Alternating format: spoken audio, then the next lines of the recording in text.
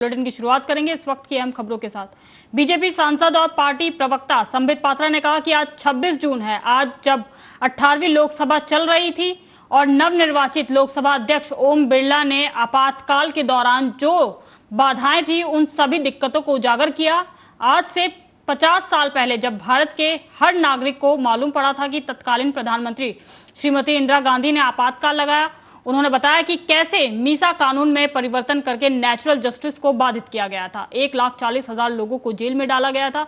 साथ ही कहा कि उस समय लगभग 22 कस्टोडियल डेथ हुई थी। ओम बिरला के आपातकाल पर निंदा प्रस्ताव रखना पर कांग्रेस के लोग तो खड़े हो जाते हैं तो वहीं समाजवादी पार्टी के लोग बैठे हुए थे। संबित पात्रा ने कहा कि ऐसी परिस्थिति तब होती है जब आप अन्यायी होते हैं और न्यायवान दिखने की कोशिश करते हैं। साथ ही राहुल गांधी पे तंज कसते हुए कहा कि संविधान के प्रति खरीद कर लाकर हाथ में पकड़ने से संविधान नहीं बचता है, संविधान के प्रति हृदय में सम्मान रखने से संविधान बचता है। 18वीं लोकसभा चल रही होती है और माननीय ओम बिरला जी दोबारा चुन करके निर्वाचित होकर स्पीकर बनते हैं। लोकतांत्रिक प्रक्रिया से निर्वाचित होकर स्पीकर का निर्वाचन होना, जनरली हम इन विषयों में हमेशा कंसेंसस देखते हैं, मगर एक लोकतांत्रिक प्रक्रिया से गुजरकर ओम बिरला जी दोबारा स्पीकर बनते हैं, वाचस्पति बनते हैं। वाचस्पति के कुर्सी पर बैठने के पश्चात उन्होंने माननीय प्रधानमंत्री जी से कहा कि आप अपने मंत्रिमंडल से तारुफ इंट्रोडक्शन कराइए। माननीय नरेंद्र मोदी जी अपने मंत्रिमंडल से इंट्रोडक्शन कराते हैं, अपने कैबिनेट से इंट्रोडक्शन कराते हैं और उसके पश्चात हमारे स्पीकर वाचस्पति उन्होंने इमरजेंसी के विषय में कहा। इसमें कोइंसिडेंसेस क्या क्या है देखिए। 26 तारीख का कोइंसिडेंस है, कोइंसिडेंस है कैबिनेट का। जब 50 वर्ष पहले 26 तारीख को प्रातःकाल भारतवर्ष को पता चला था कि इंदिरा जी ने देश में आपातकाल लगाया है, उस समय आपको जान के आश्चर्य होगा, केवल भारतवर्ष को ही आश्चर्य नहीं हुआ था, इंदिरा जी के कैबिनेट को भी आश्चर्य हुआ था, क्योंकि इंदिरा जी के कैबिनेट को भी मालूम नहीं था कि आपातकाल लगा दिया गया है। 25 और 26 के मध्य रात्रि के आसपास चिट्ठी भेज करके इंदिरा गांधी जी ने बिना अपने कैबिनेट के सहमति के उन्होंने राष्ट्रपति से हस्ताक्षर करवाए थे। अगले दिन कैबिनेट की बैठक हुई और पोस्ट फैक्टो उस रिजोल्यूशन को एडॉप्ट किया गया, जिसके विषय में आज ओम बिरला जी ने बताया कि पोस्ट फैक्टो पाप करने के बाद उस पर मोहर लगवाने का काम इंदिरा गांधी जी ने अपने कैबिनेट से करा। मुख्यमंत्री योगी आदित्यनाथ ने बुधवार को दूसरी बार लोकसभा का अध्यक्ष चुने जाने पर ओम बिरला को बधाई दी। साथ ही कांग्रेस पर निशाना साधा। उन्होंने कहा कि कांग्रेस का चरित्र आज भी तानाशाही वाला है, भले ही उनके चेहरे बदल गए हों। मीडिया से बातचीत में उन्होंने कहा कि आज का दिन ऐतिहासिक है। नवनिर्वाचित लोकसभा के अध्यक्ष ओम बिरला ने आपातकाल के 50 साल पूरे होने पर आपातकाल के विरोध में एक निंदा प्रस्ताव पारित किया है। मैं उनके प्रयास के लिए बिरला जी का हृदय से अभिनंदन करता हूं। मैं सभी नवनिर्वाचित सांसद सदस्यों को बधाई देता हूं और इस प्रस्ताव के लिए आभार भी व्यक्त करता हूं। दुनिया के सबसे बड़े लोकतंत्र भारत की संसद में नवगठित संसद और नवनिर्वाचित लोकसभा के माननीय अध्यक्ष श्री ओम बिरला जी ने आपातकाल के 50 वर्ष पूर्ण होने पर आपातकाल के विरोध में एक निंदा प्रस्ताव पारित किया है। मैं उनके इस प्रयास के लिए माननीय श्री बिरला जी का हृदय से अभिनंदन करता हूं। उन्हें अंतःकरण से धन्यवाद देते हुए सभी नवनिर्वाचित माननीय संसद सदस्यों को अपनी हृदय से बधाई भी देता हूं और इस प्रस्ताव के लिए आभार भी व्यक्त करता हूं। हम सब जानते हैं कि 25 जून 1975 मध्य रात्रि में तत्कालीन कांग्रेस नेतृत्व की सरकार ने श्रीमती इंदिरा गांधी जी के नेतृत्व में उस संविधान का गला घोंटने का कार्य किया था जिस संविधान की शपथ लेकर के वह देश की प्रधानमंत्री बनी थी।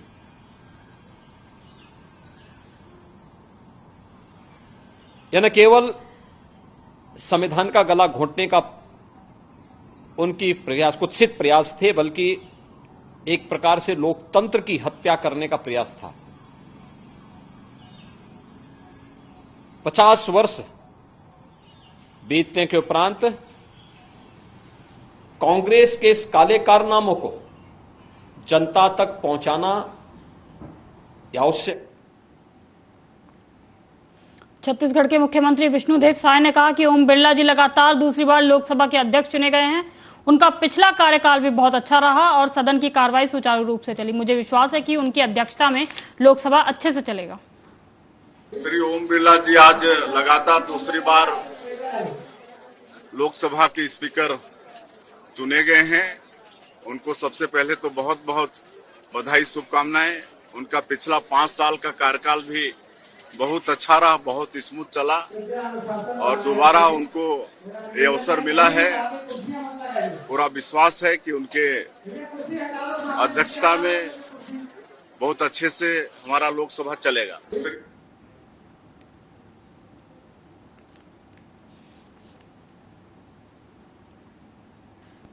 राहुल गांधी के लोकसभा में विपक्ष के नेता चुने जाने पर कांग्रेस नेता सचिन पायलट ने कहा कि राहुल गांधी के विपक्ष का नेता चुने जाने से सिर्फ कांग्रेस ही नहीं बल्कि पूरा विपक्ष ऊर्जा से भर गया है। राहुल गांधी ने हमेशा इस सरकार को चुनौती दी है और पारदर्शिता के लिए लड़ाई लड़ी है। विपक्ष की उम्मीदें बढ़ गई हैं। परंपरा रही है कि अगर अध्यक्ष बिना चुनाव के चुना जाता है तो उपाध्यक्ष विपक्ष का होता है। ये सरकार गठबंधन की सरकार है। एनडीए ने सरकार तो बना ली, लेकिन भविष्य में क्या होगा ये कोई नहीं जानता। 2 बड़े सहयोगियों की मदद से सरकार बनी है।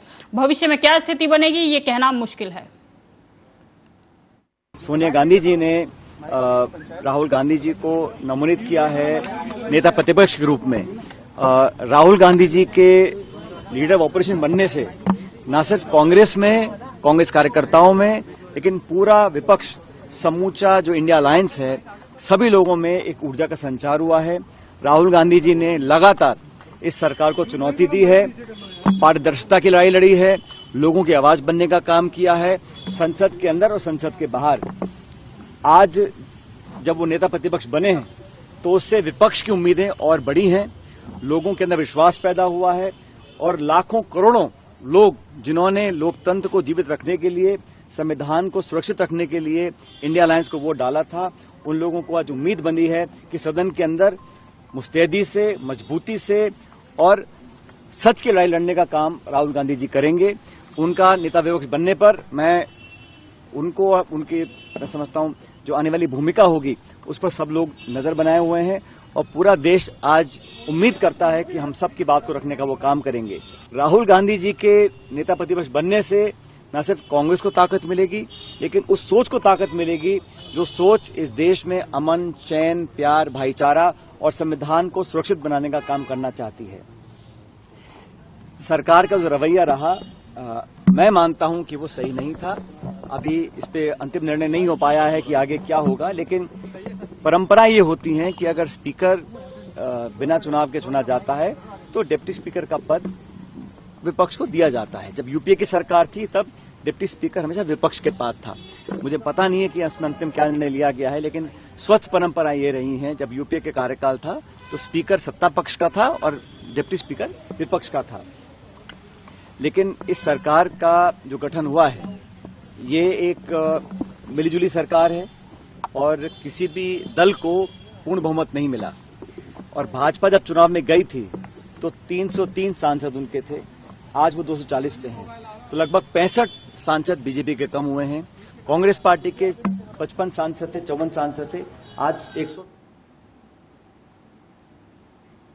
दिल्ली के सीएम अरविंद केजरीवाल को सीबीआई ने शराब घोटाले मामले में अरेस्ट कर लिया है। इसे लेकर सीएम केजरीवाल की पत्नी सुनीता केजरीवाल की प्रतिक्रिया सामने आई है। उन्होंने केजरीवाल की गिरफ्तारी को तानाशाही करार दिया है। साथ ही कहा कि पूरा सिस्टम इसी कोशिश में है कि बंदा जेल से बाहर ना आ जाए। ट्वीट कर ये बातें कही हैं। साथ ही ये भी कहा कि कानून नहीं है, ये तानाशाही है, इमरजेंसी है। आपको बता दें कि केंद्रीय जांच ब्यूरो यानी कि सीबीआई ने बुधवार को कथित शराब घोटाले मामले में केजरीवाल को औपचारिक रूप से गिरफ्तार किया है और भ्रष्टाचार मामले में आपके राष्ट्रीय संयोजक की 5 दिन की हिरासत मांगी। सुनीता केजरीवाल ने सोशल मीडिया प्लेटफॉर्म एक्स पर एक पोस्ट कर कहा कि उनके पति को आबकारी नीति से जुड़े मनी लॉन्ड्रिंग मामले में 20 जून को जमानत मिल गई थी और ईडी ने तुरंत स्टे ले लिया। उन्होंने कहा कि अगले ही दिन सीबीआई ने उन्हें आरोपी बना दिया और आज उन्हें गिरफ्तार कर लिया गया है। पूरा तंत्र इस कोशिश में है कि बंदा जेल से बाहर ना आ जाए। ये तानाशाही है, ये आपातकाल है।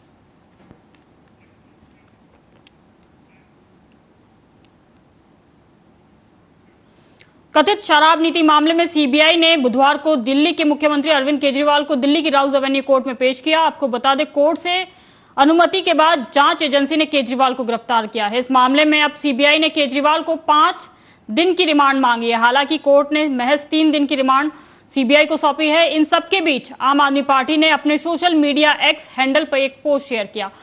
उसमें उन्होंने सीबीआई की कार्यशैली पर सवाल उठाया और भाजपा पर हमला बोला। आपने लिखा कि सीबीआई और ईडी बीजेपी के राजनीतिक भोंपू बनकर रह गए हैं। दिल्ली शराब घोटाला पूरी तरीके से फर्जी है। ईडी और सीबीआई कोई भी तर्क अपने कागजों में लिख देते हैं। ऐसा लगता है कि ये सब बीजेपी के ऑफिस से लिख कर आया हो। आज भी ऐसा लग रहा है कि सीबीआई जो भी कह रही है वह बीजेपी के प्रवक्ताओं की लाइन है। कोर्ट ने मान लिया है कि सीबीआई ने गलत बोला। साथ ही कहा कि बीजेपी वाले अरविंद केजरीवाल से डरते हैं, उनसे नफरत करते हैं। वो नहीं चाहते कि अरविंद केजरीवाल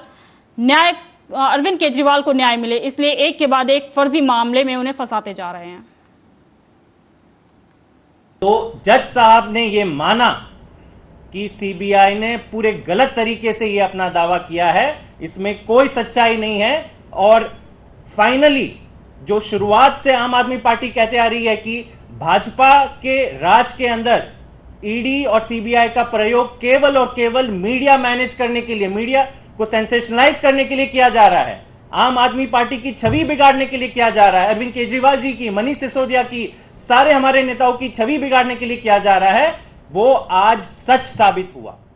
जैसे सीबीआई ने ये स्टेटमेंट दिया, तुरंत सारी मीडिया ये लाइन चलाने लगी।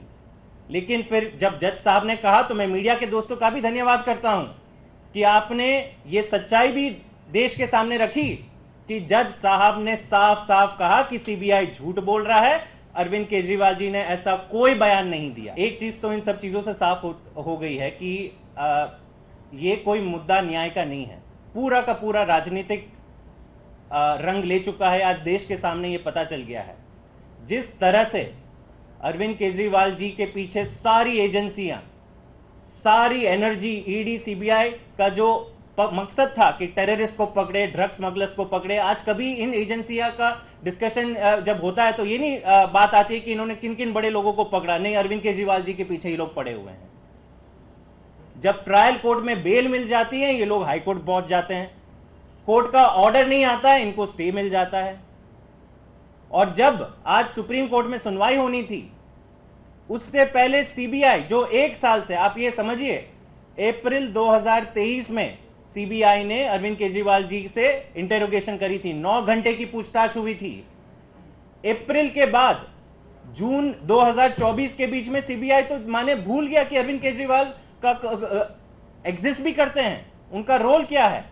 लेकिन जब पता चलता है कि ट्रायल कोर्ट ने ईडी के मैटर में इनको बेल दे दी है, तो सीबीआई अपनी नींद से जाग जाता है। उसे याद आ जाता है कि अरे, अरविंद केजरीवाल जी को ऐसे कैसे बाहर निकलने दे सकते हैं, तो तुरंत एक्शन में आ जाता है, उनको अक्यूज बना देता है, इनको अरेस्ट कर दिया जाता है। यह दिखाता है कि कितनी, ये भाजपा की बौखलाहट दिखाता है। यह दिखाता है कि ये लोग अरविंद केजरीवाल जी से कितनी नफरत करते हैं और कितना डरते हैं। वो चाहते नहीं है कि अरविंद केजरीवाल जी को कोई भी न्याय मिले, इसलिए आप फंसाते जाओ, एक के ऊपर एक केस डालते जाओ। लेकिन जो हम शुरुआत से बोलते आए हैं कि सत्य परेशान हो सकता है, पराजित नहीं। हमें देश के संविधान में विश्वास है, भले हमें इस चीज के लिए कष्ट सहना पड़े, हमारे नेताओं को कुछ महीने और जेल में रहना पड़े, न्याय जरूर होगा। और न्याय होते हुए दिखेगा भी। ट्रायल कोर्ट के जो जजमेंट आया था उसमें कई सारे ऐसे आर्ग्यूमेंट थे जो पूरी तरह से बेनकाब करती है ईडी को। तो श्रीनगर के deputy commissioner Bilal M Bhat ने यात्रा बेस कैंप की तैयारियों का निरीक्षण किया है। उन्होंने कहा कि अमरनाथ यात्रा 29 जून से शुरू होने वाली है, जिसके मद्देनजर तैयारियां की जा रही है। कैंप में हमने 5000 श्रद्धालुओं के लिए क्षमता रखी है। यहां पर सभी व्यवस्थाएं कर ली गई है। मुझे विश्वास है कि ये यात्रा अच्छे से होगी। हमारी पूरी टीम इस यात्रा को सफल बनाने में लगी हुई है।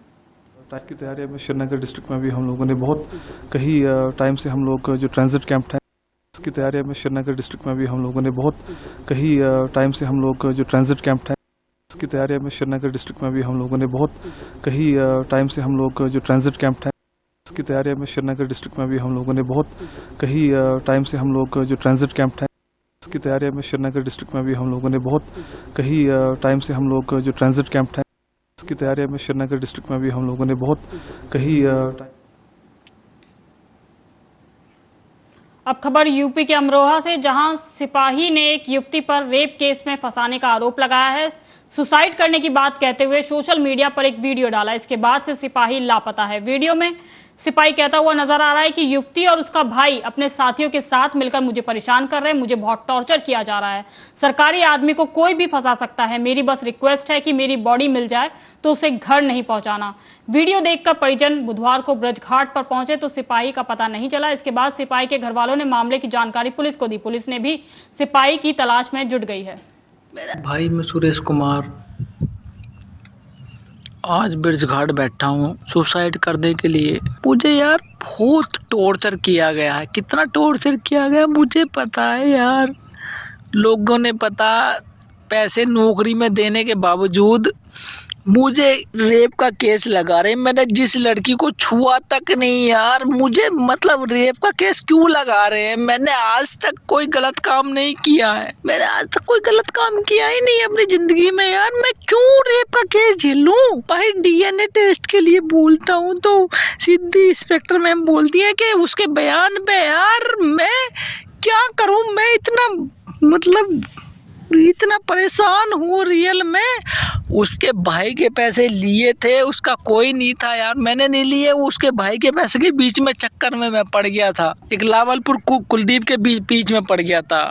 सब ने मेरे जितना भी जोर है यार। सरकारी आदमी कैसे कितना मजबूर है पता है। जितना मजबूर है मुझे पता है यार। सरकारी आदमी इतना मजबूर है, अगर उस पर एक कोई भी बयान दे देना कि ऐसा ऐसा इस आदमी ने किया है यार, तो उस आदमी का वो बयान जो है रियलिटी हो जाता है। क्या सरकारी आदमी क्या करेगा, कुछ नहीं है यार। उसके खुद अपने अधिकारी कहते हैं कि तूने ये किया है। तो हमने कुछ नहीं किया है, फिर भी हमको दोषी करार दिया जा रहा है। मम्मी यार मैं इनके बीच में ओनली पैसे के बीच में पड़ा हूँ। मैंने किसी के साथ कोई फ्रॉड नहीं किया, कोई गलत काम नहीं किया, फिर भी मैं इतना बेबस हूँ। मुझे ओनली बस इतना डिप्रेशन में डाला गया है कुलदीप द्वारा, सतेंद्र द्वारा पट्टी और जो है चंद्रबोस द्वारा। मतलब इतना डिप्रेशन में कर दिया गया। लक्की चौधरी द्वारा, रिंकू सिंह ने मेरे पास मुकदमा करवा दिया कि लक्ष्य नौकरी कर रहा हूँ यार। मुझे कह दिया कि इसने लकड़ी अब दूसरे के नाम की बेची यार। वो चीज़ उसकी सत्य होगी। मेरा कोई कोई तथ्य सत्य नहीं है। मैं ओनली एक बेबस आदमी हूँ। मेरा कुछ मामला सत्य नहीं है। मैं एक बेबस आदमी हूँ। मैं सिर्फ ओनली इतना मजबूर, अगर जिसने कोई कह दिया यार, नौकरी वाला कैसा मजबूर है, अगर सामने वाले ने बोल दिया ना कि हाँ इसने ऐसा किया है तो। अब खबर पंजाब के मोगा से, जहां सैकड़ों की संख्या में आशा वर्कर सिविल हॉस्पिटल में धरने पर बैठ गई और राज्य सरकार और केंद्र सरकार के खिलाफ जमकर नारेबाजी कर रहे हैं। वहीं मनदीप कौर जिला प्रधान और हरविंदर कौर आशा वर्कर ने मीडिया से बातचीत करते हुए कहा कि हमारी जो 58 साल उम्र की आशा वर्करों को सरकार ने सेवा मुक्त करने का जो फैसला किया है उसे वापस ले, और हमारे साथ जो इंसेंटिव में कटौती करनी शुरू कर दी गई है उसे भी सरकार वापस ले। ਸਾਡੀਆਂ ਮੰਗਾਂ ਇਹ ਆ ਸਰਕਾਰ ਤੋਂ ਵੀ, ਇੱਕ ਤਾਂ ਜਿਹੜੀਆਂ ਸਾਡੀਆਂ 58 ਸਾਲ ਵਾਲੀਆਂ ਭੈਣਾਂ ਉਹਨਾਂ ਦੀ ਉਮਰ 65 ਸਾਲ ਕੀਤੀ ਜਾਵੇ। ਅੱਜ ਉਹ ਕਹਿੰਦੇ ਵੀ ਸੇਵਾ ਮੁਕਤ ਹੋ ਕੇ ਘਰੇ ਜਾਓ, ਜਿਹੜੀਆਂ 16 ਸਾਲ ਤੋਂ ਕੰਮ ਕਰਦੀਆਂ। ਇਹਦੇ ਵਿੱਚ ਸਾਨੂੰ ਸਰਕਾਰਾਂ ਤੇ ਬਹੁਤ ਜ਼ਿਆਦਾ ਰੋਸ ਆ ਵੀ ਉਹਨਾਂ ਨੇ ਬਿਨਾਂ ਕੋਈ ਨਾ ਤਾਂ ਉਹਨਾਂ ਨੂੰ ਕੋਈ ਪੈਨਸ਼ਨ ਲਾਗੂ ਕੀਤੀ ਆ, ਨਾ ਉਹਨਾਂ ਨੂੰ ਕੋਈ ਜਾਣ ਵਾਸਤੇ ਕੋਈ 1.5 ਲੱਖ 2 ਲੱਖ ਦਾ ਕੋਈ ਸਹੂਲਤ ਦਿੱਤੀ। ਆਸ਼ਾ ਵਰਕਰ ਫੈਸਿਲਿਟੇਟਰ ਨਰੋਲ ਯੂਨੀਅਨ ਪੰਜਾਬ ਪੰਜੋਲਾ ਗਰੁੱਪ, ਸਾਡੇ ਸੂਬਾ ਪ੍ਰਧਾਨ ਮੈਡਮ ਕਿਰਨਦੀਪ ਕੌਰ ਪੰਜੋਲਾ ਜੀ ਦੇ ਦਿਸ਼ਾ ਨਿਰਦੇਸ਼ਾਂ ਅਨੁਸਾਰ ਅੱਜ ਪੂਰੇ ਪੰਜਾਬ ਦੇ ਵਿੱਚ ਆਸ਼ਾ ਵਰਕਰ ਜੋ ਰੋਸ ਪ੍ਰਗਟ ਕਰਨ ਜਾ ਰਹੇ ਨੇ। ਪਹਿਲਾ ਕਾਰਨ ਇਹ ਆ ਕਿ ਉਹਨਾਂ ਨੇ ਬਿਨਾਂ ਦੱਸੇ ਕੋਈ ਨੋਟਿਸ ਕੱਢੇ ਸਰਕਾਰ ਨੇ ਸਿੱਧਾ। संसद सत्र के दूसरे दिन यानी कि 25 जून को भी सांसदों को शपथ दिलाई गई। सांसदों की शपथ के दौरान सांसदों ने अलग अलग नारे लगाए। राहुल गांधी ने शपथ के बाद जय हिंद और जय संविधान का नारा लगाया। हैदराबाद से AIMIM के सांसद ने जय फिलिस्तान का नारा लगाया। वहीं बरेली से भाजपा सांसद छत्रपाल गंगवार ने हिंदू राष्ट्र की जय का नारा लगाया। जिसके बाद अब केंद्रीय मंत्री गिरिराज सिंह की ओर से इस पर प्रतिक्रिया सामने आई, जिसमें गिरिराज सिंह ने कहा कि शपथ के समय असदुद्दीन ओवैसी ने जैसे शपथ ली है वो देश का अपमान है। फिलिस्तीन जिंदाबाद, जय फिलिस्तीन कहना ये कानून में अपराध है, उन पर कानूनी कार्रवाई होनी चाहिए। वो देश को सीरिया बना देना चाहते हैं। मैं संभालने वाला हूं, इसके फराइज और वफादारी से अंजाम दूंगा। जय भीम, जय मीम, जय तेलंगाना, जय फलस्तीन, तकबीर, अल्लाहु अकबर। जो ओथ के दिन ओवैसी ने जो ओथ लिया है, देश को अपमान किया है। फिलिस्तीन जिंदाबाद, जय फिलिस्तीन कहना ये कानूनन अपराध है और उन पर कानूनी कार्रवाई होनी चाहिए। वो देश को सीरिया बना देना चाहते हैं।